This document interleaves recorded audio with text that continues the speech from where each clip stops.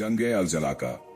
जब इस्लाम ने यूरोप को हिला दिया, सन 1086 ईस्वी, उंदुलुस मोराबितीन सल्तनत। यह वाकया है उंदुलुस स्पेन का, जहां मुस्लिम हुकूमतें कायम थीं लेकिन आपस में बंटी हुई थीं। उस वक्त का एक घमंडी जालिम ईसाई बादशाह था, अल्फोंसो षष्ठम, जो लियोन, कास्टिल और दूसरे इलाकों का बादशाह था। उसने ऐलान किया, मैं मुसलमानों को स्पेन से पूरी तरह खत्म कर दूंगा। वो मुसलमानों से खिराज, टैक्स लेता था और कहता था, यह जिजिया नहीं, तुम्हारी जिल्लत की कीमत है। उंदुलुस के बादशाहों की बेबसी।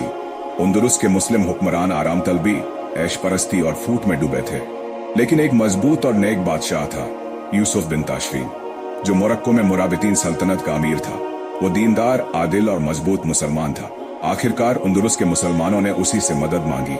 यूसुफ बिन ताशफीन की आमद। उसने समुंदर पार करके अफ्रीका से यूरोप, उंदुलुस का सफर किया।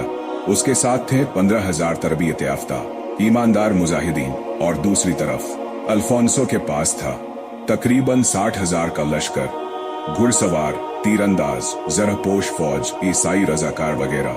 मैदान जलाका, दोनों सेनाएं जलाका नामी जगह पर आमने सामने आईं। यूसुफ बिन ताशफीन ने फरमाया, हम हक पर हैं और अल्लाह हक वालों का मददगार है। जंग का दिन 23 अक्टूबर 1086 ईस्वी। यूसुफ बिन ताशफीन ने अपनी फौज को 3 हिस्सों में तकसीम किया। आगे उंदुलुस के मुसलमान बीच में, छुपे हुए दस्ते पीछे।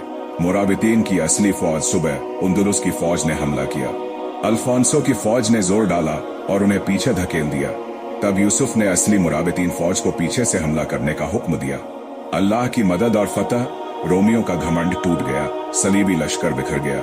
खुद अल्फोंसो बुरी तरह जख्मी हुआ और मुश्किल से जान बचाकर भागा।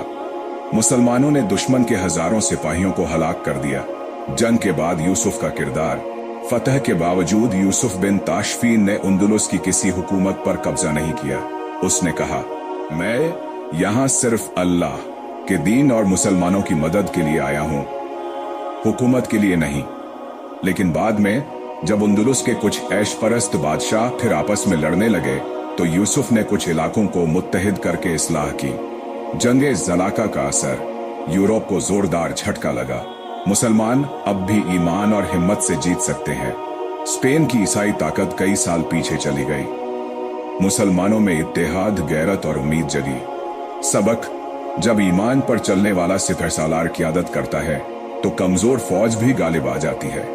यूसुफ बिन ताशफीन की तरह खालिस नियत, अमल, तकवा और कुर्बानी हो तो अल्लाह की मदद यकीनी होती है।